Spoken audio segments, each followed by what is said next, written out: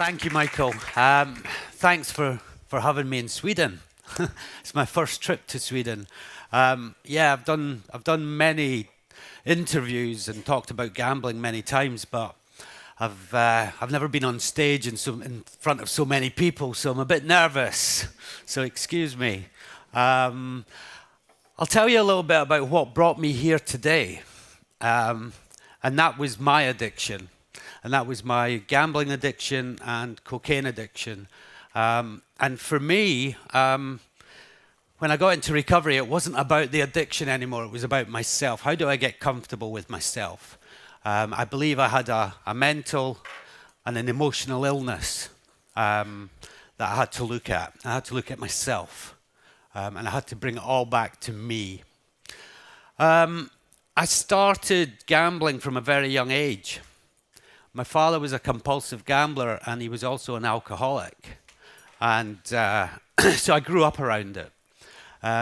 So from a very, very young age, I really got hooked on it.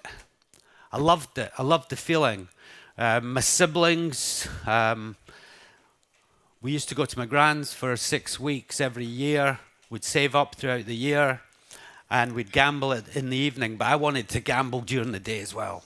And I would get my cousins and my siblings to come and sit with me and gamble, because I loved it. I just loved it. We didn't grow up with very much because my father was a compulsive gambler and alcoholic. So very quickly I got fixated on money. I knew if I had money, I had friends. So from the age of 11, I had 3 jobs. I was stealing. I'd do anything to get money in my pocket. But it never lasted long because I always wanted to gamble on anything. I'd gamble on anything. And I'm going to fast forward to 18. At 18, on my birthday, went to the casino, sat in front of the poker table, and I was sitting there and I said, I'm at home here. This is it. This is where I'm meant to be. And for the next 20 years, I thought I was the best poker player in the world. But I never ever came out of a casino winning. I didn't have any money in my pocket ever. And you talk about you must have this big win. I never ever had a big win. But I still thought I was the best poker player in the world. The insanity of it all. I also started taking cocaine when I was 20. I was doing a little bit of hash before that, but I started selling it. I had people selling it for me. I was making lots and lots of money, but I never ever had money because I just kept gambling it away. Or I'd be snorting it up my nose. Or I'd be buying things. Anything to escape reality, what was going on. I met my wife when I was at school at 16. But I never ever went to school unless I was selling all the stuff that I stole or for gambling. That's the only time I went to school. So when I left school, I had nothing. I went into catering. This gentleman that had a small hotel, and it was a really quite renowned restaurant, took me under his wing, and he showed me what catering was about.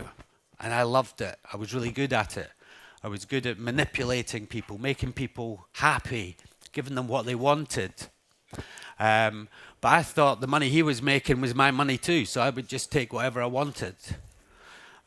He retired and he gave me this massive check, because he didn't know what I was doing.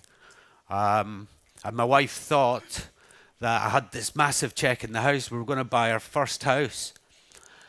Had to go to the building society steps and then confess just before we went in that I'd gambled it all away.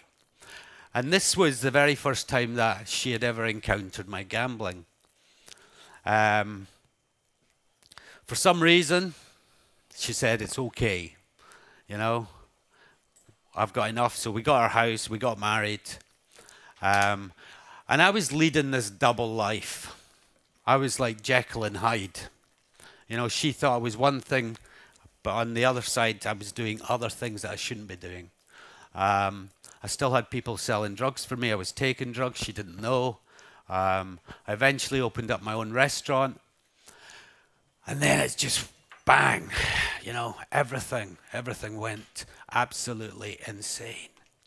I was doing so much drugs. I was gambling every night. I was never in the house. And it was just an insane time for me. I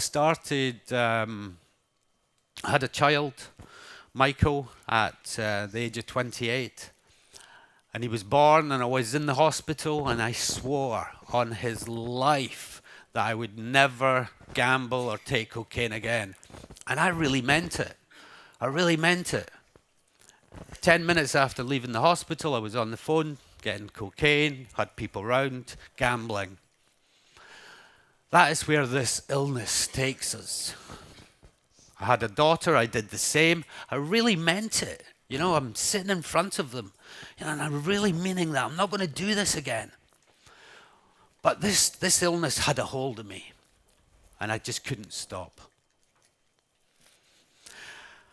It took me to waking up one day and thinking that the whole world would be a better off place without me. So I took lots of pills, my favorite bottle of wine, went into the middle of this forest, and the only thing that helped me to survive was a collie dog, a sheepdog, that found me in the middle of this forest, and I was 2 minutes away from death. And I woke up 10 days later in intensive care. I got out of hospital. My wife had thrown me out by then, and I was in a small flat on my own. I went there, and that didn't stop me. I still got drugs and had people round, and I was gambling. I couldn't stop. So one day, I knew that I woke up one day, and I looked in the mirror, and I saw my father looking back at me. And I knew I had to do something. So I had this wonderful idea. Some of you have heard this. I had this wonderful idea. Took money out of the bank. Got to the airport.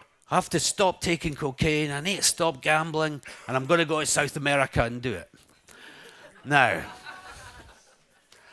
that's insane.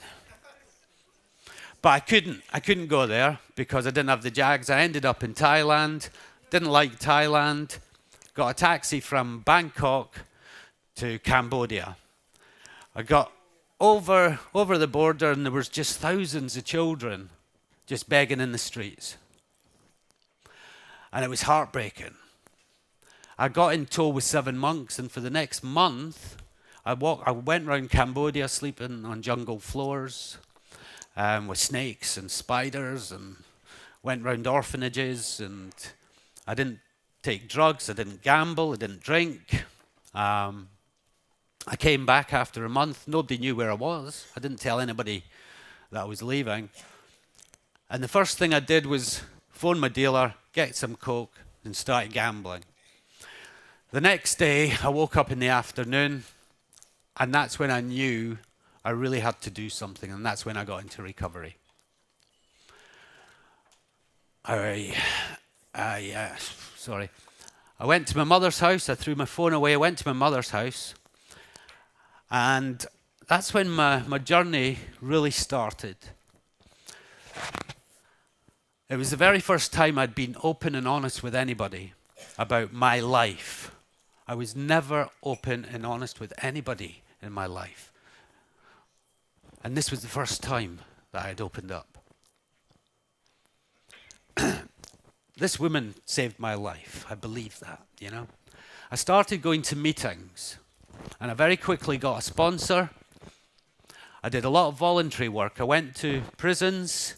I went to victim support, helping in that. And I also went to a rehab. And I did a lot of voluntary work. I was giving back. And this really helped me. My sponsor helped me. I was really angry at my father. Absolutely so angry at him, but I knew that I couldn't hold on to that anger and the resentments I had to him. And my sponsor said to me, Well, write him a letter. I said, he's dead, because I'd already snorted coke on his coffin, you know, but he was dead. So I wrote him a letter. I went to his graveyard, and I stood over there. You have to remember, I really loved this man as well as hated him. And I had to let things go. And I read this letter out, and I burnt it over his graveyard, over his grave, and I walked away. And the relief I felt was amazing, you know. I'd let something go. I was carrying this rucksack full of boulders for so long, and all of that experience situations, the bad ones, the good ones, were in there, and I was carrying them. That something left me. Something left me that day. It was a bit lighter. Then, wow, my life was getting better. My wife saw my life was getting better, and she said, you could start seeing the children. Wow, that was a wonderful thing. A few months later, she said, let's try. Come in, back to the house. You know, there's something different about you. So she let me back into her life. You know, my life was getting better. I tried a few different businesses, but I wasn't fulfilled. And when I was volunteering at the rehab once, the guy said, be a therapist. You're great with people. I said, I'm stupid. I never went to school. How can I go to college and university? He says, I didn't go to school. So I went to college, and eventually went to university. Halfway through university, I tell this story because it's just insane. It's absolutely insane what happened. I thought I was so stupid that I was never going to finish university. And if I'd started something and I thought I was never going to finish it, I would just stop doing it. And this was me going back. And I got off the train and I thought, I'm just going to stop. I got back onto the platform and I was just going to give it up. The doors opened and this sheepdog got off the train and just sat and just looked at me. That was a sign for me. Then I got a placement at Castlecraig and I became a therapist. Now, when I graduated, I just kept working at Castlecraig for nothing, you know, and I says, I'm not leaving, so they eventually started paying me. So, that's why I'm here. Now, that is the smallest part of my story. I used and abused a lot of people throughout my life, you know. I used and abused a lot of people. I believe that this program made me a better person. I believe that. It gave me a healthy way of thinking and living. And all I can do is the right thing here and now. And if I do that, the right thing happens back to me. I believe I have 4 things in my life that I put 100% into, and that is my meetings. That is working this program. It was starting with a sponsor, then I started sponsoring people. Now I mentor people, but I work this program. It's having a routine in my life. My wife knows exactly where I am at any particular time now. She never knew where I was at all. And the last thing is honesty. If I take one of these things away, it's like a table, it's going to wobble. If I take 2 of them away from me, it's going to fall over. So I put 100% into these 4 things, and it's worked for me. So, gambling, this is where I work.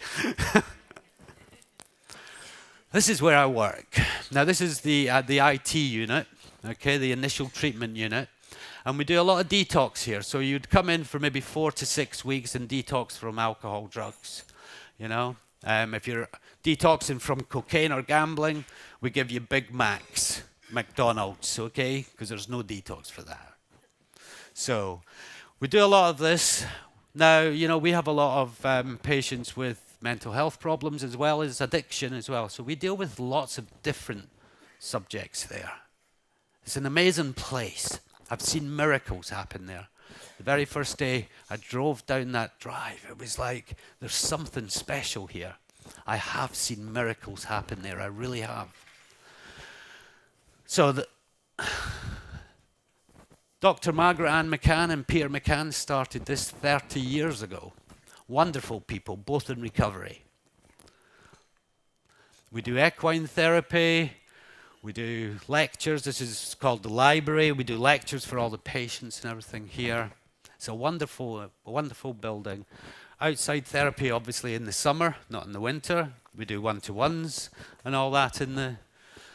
Now, up here, you know, is an amazing place. We really get stuck into the addiction. I feel, you know, we have to make sure that we accept that we have this problem before we can start looking at ourselves. Once we've accepted that, then we can start to dig a bit deeper into ourselves, looking at ourselves, because I believe it's about me now.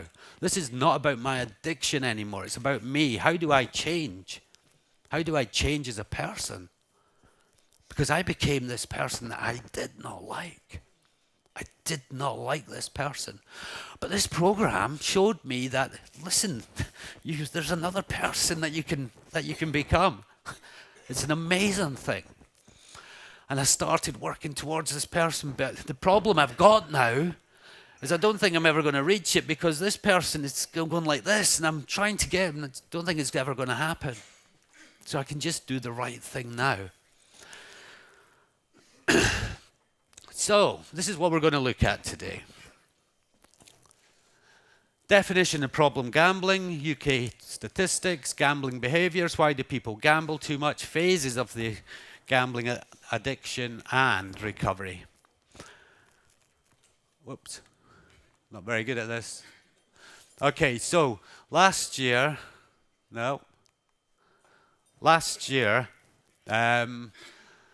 in London, they brought out that gaming for youngsters was an addiction. So not just gambling in the DSM-5, but gaming also.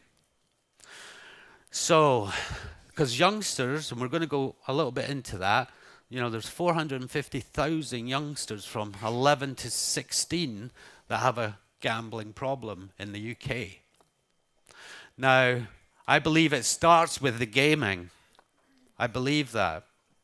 You know, a friend of mine's 14-year-old son last year said, "Dad, I want to do a little add-on to his game that he was on the internet with." And he said, "Yeah, of course." He says, "It's a tenner." He says, "There's my credit card details." 1 month later, when he got his bill in, the young lad had spent £5,000 on just pop-ups with games. Now, in the gaming industry now, what's happening is all the gambling is starting to pop up for these children. And they're thinking, to make money, to buy more games, I'm going to start gambling. And I think this is how this is starting. So we have to be very careful here. I really feel it's about education for these people, for youngsters, for people at college, at university. You know, I go into schools, you know, and I talk a little bit about gambling. And the children come up to me and say, you know, my uncle or my father or my mother, you know, has that problem. How can I get them help? You know, so I feel it's really that we should start from a very young age educating people where gambling and gaming can take them. So all of this is from the DSM-5, that's what they say. So problem gambling behavior that's out of control, is disrupting my life. Family, you talked about family. I really, really understood what you were saying, you know, what I did to my family, you know. And my wife tried to control me. She tried to do everything for me when I was in the throes of it.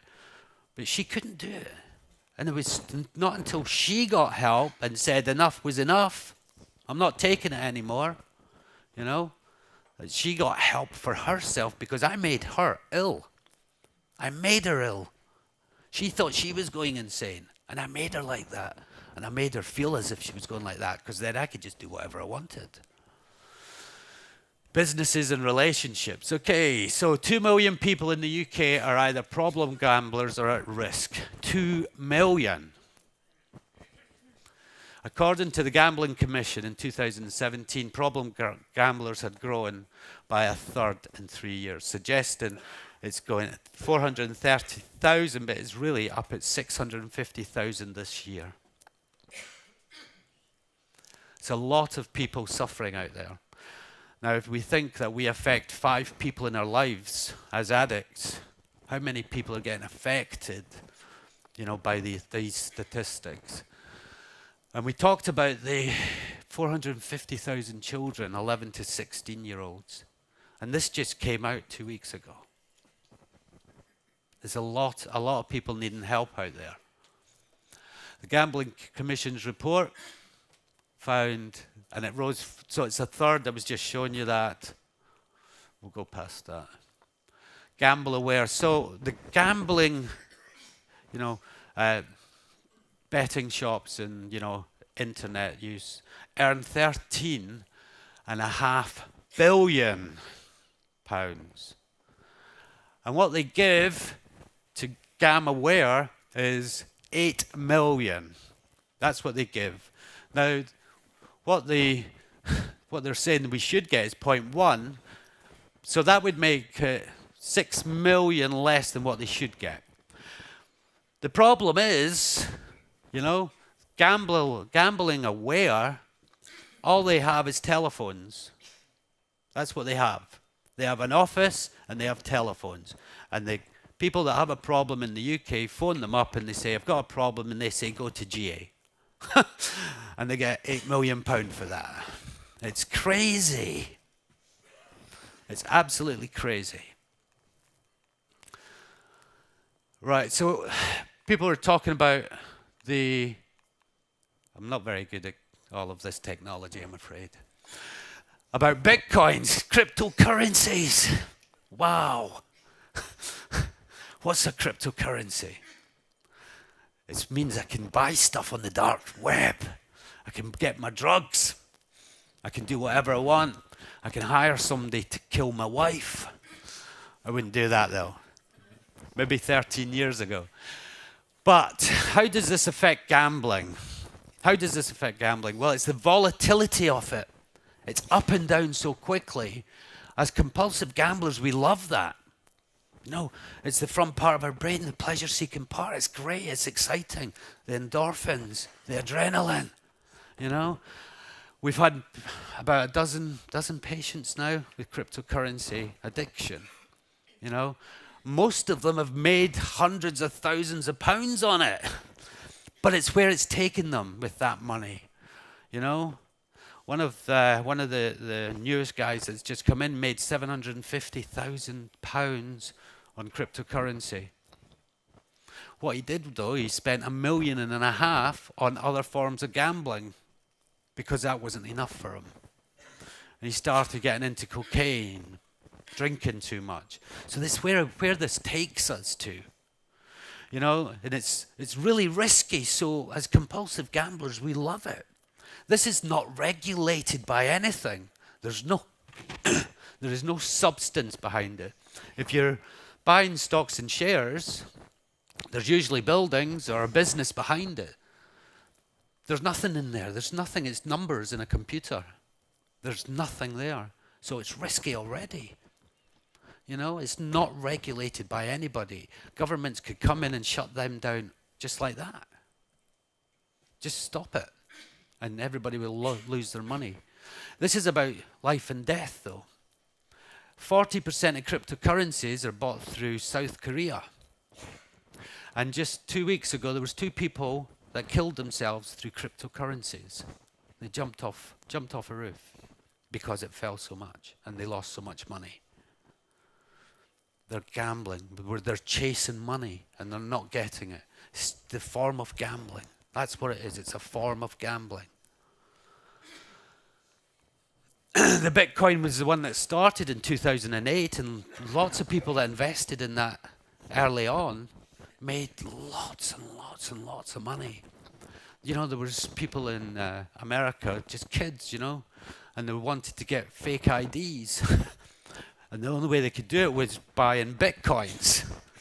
So a few of them bought Bitcoins and, 6, 7, 8 years later, they realized they still had that.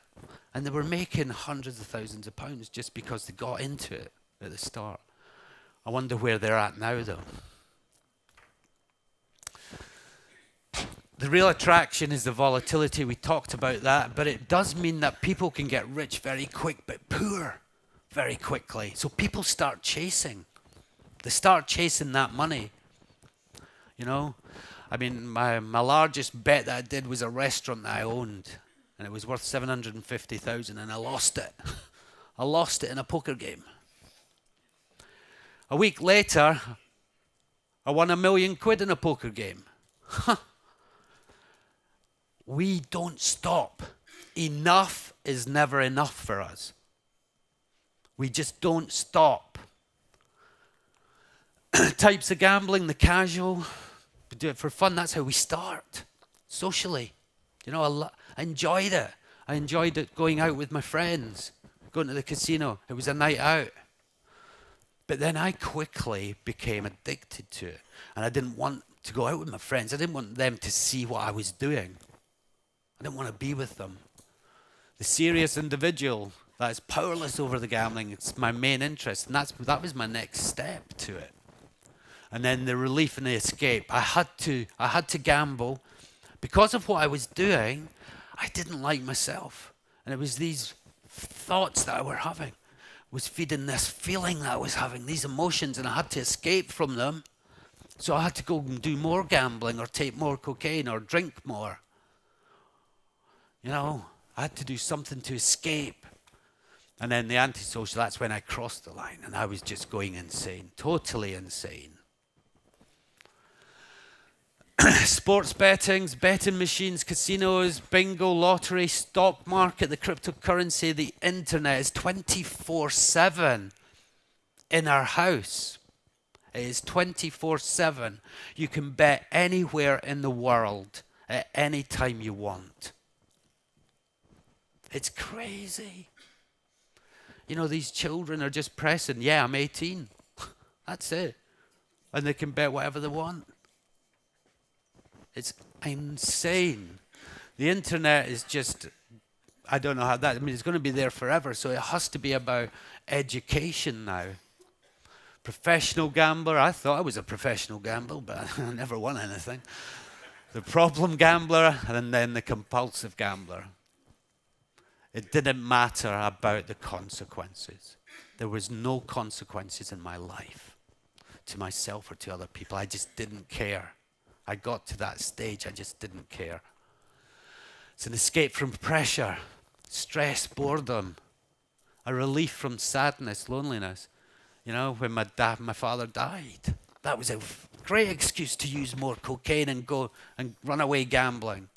It was a great excuse. I would justify and excuse every irrational thought that I had to make it rational so I can do what I wanted. An escape from abusive relationships and substituting another addiction, and we call it cross addiction. I was really good at taking down my cocaine and my gambling would go up. Bring my gambling down, my cocaine would go up. Bring both down, my alcohol consumption would come in. When I got into recovery, I thought I was doing great. Yes. So I thought, a pat in the back, and I went out and bought myself 20 suits. What did I need 20 suits for? I was escaping again. You know, I have to be very careful. I did marathons, you know. You know, I have to be very careful in what I do. Why is excessive gambling attractive to certain individuals? They believe that they can get this big win. I'd buy hundreds of lottery tickets every week and I wouldn't even look at half of them. I just knew I was going to win it, but I didn't even look at half of them. I was crazy. A belief that the big win will magically solve all the problems. I'm going to buy my mother this massive house. My friend's house is all next to me. I was going to have all these fancy cars, you know. Seeking the high, the thrill and the rush, the adrenaline, the endorphins that were going on. I just loved it. I loved the action. It was never about the money when I crossed the line. It was never about the money. It was about the action. It was about getting that bet on. And I would start to bet on anything. I never really went and I was interested in horses, but if I was walking by and I had money in my pocket, I'd just go in and didn't even know anything about horses and just pick my favorite number. Number 4. Yes, it's going to win because it's number 4. Jeez.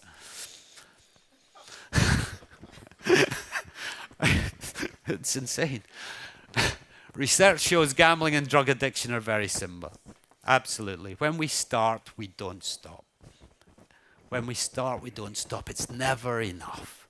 We can see a drug addict walking down the street if they're on drugs, an alcoholic if he's pissed, but we cannot see somebody that's addicted to gambling walking down the street. They just look very normal. Both lead to the release of the pleasure chemical dopamine. Drug addicts need stronger hits to get the highs, just like we need to bet more money. Start off at a £5, end up at 50 quid. Both suffer withdrawals. We get shakes, start sweating, get anxious. Research shows that the drug addiction and the gambling alter the same brain circuits.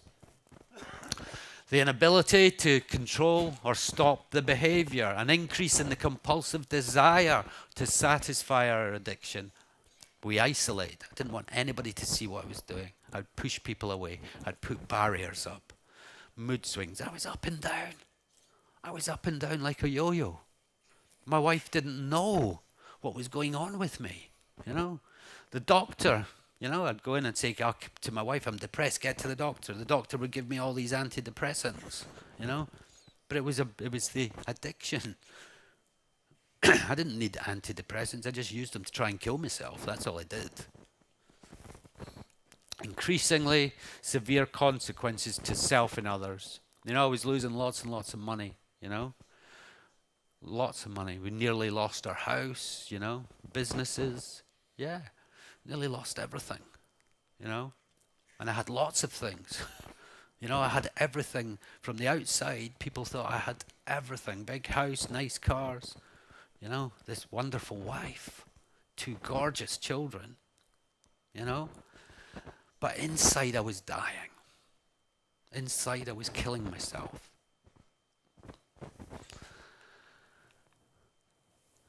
Phases: the winning phase, the losing phase, the desperation phase, the hopelessness. Very similar to the chart that you put together, the winning stage. But this is it. This is it. When we get to there, it's a gate. We have a gate. Can we go through it to recovery? Or are we just going to keep suicidal ideation? We probably die. Or we get incarcerated. But there's a way out. There is a way out of this. And we can get up to the growth stage. It is amazing what you can do in life. There is a future for every single person that gets into recovery. I promise you. If you work this program properly, there is a future. There is an absolute wonderful world out there for us. It's incredible what we can achieve. If we put all the energy that we were using into our addiction into recovery to being productive, Jesus, I went to university. If I can do it, anybody can do it. There is a way out. And it's there for us. But, I cannot work anybody else's recovery. I wish I had a magic wand and I could just hit somebody over the head. I don't. I don't have that. You are the ones that have to put the work into it. But it is so worth it. I have my wife back in my life. I've got my 2 children back in my life. I walked my daughter down the aisle on the 31st of December last year. I have everything in my life that I ever wanted through my addiction. I have it now through recovery. Motivate to achieve abstinence, honesty, openness, and willingness to change. Identify and escape and accept the powerlessness. Identify your personal lifestyles changes and be willing to carry these changes out. Develop coping strategies. Address the triggers. The trigger is the thinking.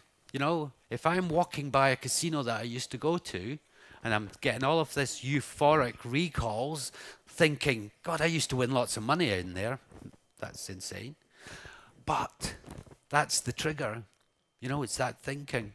And if I keep feeding that, all I'm doing is feeding that emotion, the cravings that we call. So if I keep feeding that, I'm feeding this, my action, my behavior is I'm going to do something stupid. But if I can keep this under control, keep this in reality, and keep it in rational thinking, and I stop feeding that craving, that feeling inside of me. So I have to keep making sure that I'm in reality. And I do that by going to meetings and having a sponsor. I remember about 2 years ago, a friend of mine, I was at a meeting and he said, "How's your wife?" I said, "She's great." He says, "She was speaking to my wife and she doesn't seem very happy." I'm like, "What?" "I do this and this and this." He says, "Yeah, how much time are you spending with her? What time are you going to work?" I says, "Well, I'm going to work about 8. What time are you coming home?" I says, "I don't know, 6:30, 7. What time are you meant to be there? 9. What time are you meant to leave? 5. I used to go for walks with her and take the dog at tea time, It's very quickly, I was just going into work mode. But these meetings help us to bring us back to the reality. And now I might go in a little bit early, I might leave a little bit late, but I go for a walk with my wife with the dog at tea time, or we make tea together. We sit down every morning and we read our book together, and she tells me what she thinks and feels about it, and I do that. I do the same with her. I had to get to know this woman again, and she had to get to know me again, and we had to build our relationship up again. And it's a wonderful experience. So what do we do at Castle Craigs? It's a 6-week program. Understanding gambling addiction, steps to recovery, avoidance of relapse, look at cross addiction, and the significance of the GA fellowship. So compulsive gamblers, we just look at step one. Step one for compulsive gamblers, the consequences of it. The consequences. We do lectures on gambling. And it's not all about money anymore. It's about us. We do lectures for them. We focus on steps 1, 2, and 3. We don't usually go past that. We do lectures on cycle of addiction, the insanity, doing the same thing over and over again, expecting something different, the insanity of it, So we look at that. How can we get out of that cycle of addiction? Understanding thoughts, feelings, and behaviors, CBT, and lectures on the signs and symptoms of compulsive gambling across addiction and the process of change. How do we change? Because this is about us. How do we change? What's going on? Identify cognitive distortions. Thinking that I'm going to win. I'm going to have that big win. Never did. I will get lucky. I was never lucky. Superstitious. Number 4 always won. Never ever won. And that selective memory. Going back to that euphoric recalls that this was great. Where really the consequence was I just about lost my family, my life, my business, my house, my life. That was the reality. What do I need to do instead?